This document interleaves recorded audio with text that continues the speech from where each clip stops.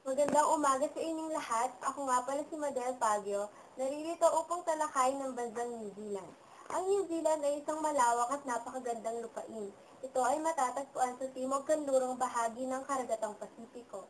Dito maaari nating makita ang kamanghamanghang glacier, ang mga bundok, ang malalawak na kapatagan, hillside, subtropikong kagubatan, bulkan, talampas, at mga milyang baybayin sa napakarilag na mabuhaying tabing dagat. Karamihan sa mga tanawin ito ay protektado ng National Park. Halika kayo at samahan niyo akong maglakbay sa Aotearoa, Land of the Long White Clouds, New Zealand.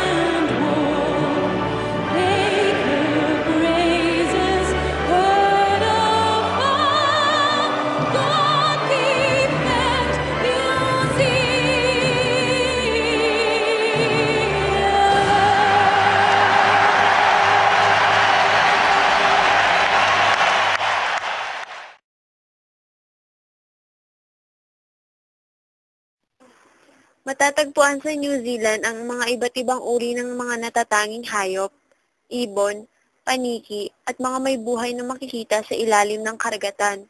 Narito ang mga ilang halimbawa sa mga ito.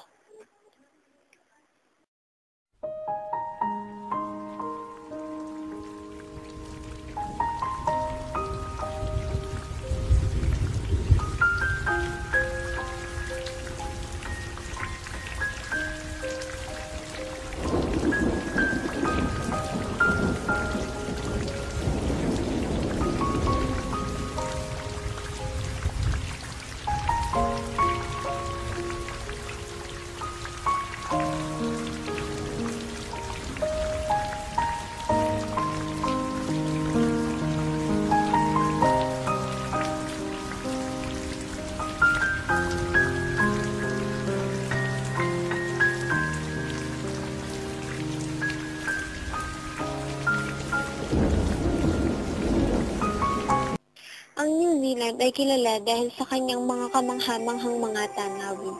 Sa timog na bahagi nito ay makikita ang mga kapatagan, bangin, matatirik na kabundukan, karagatan, at mga glaciers.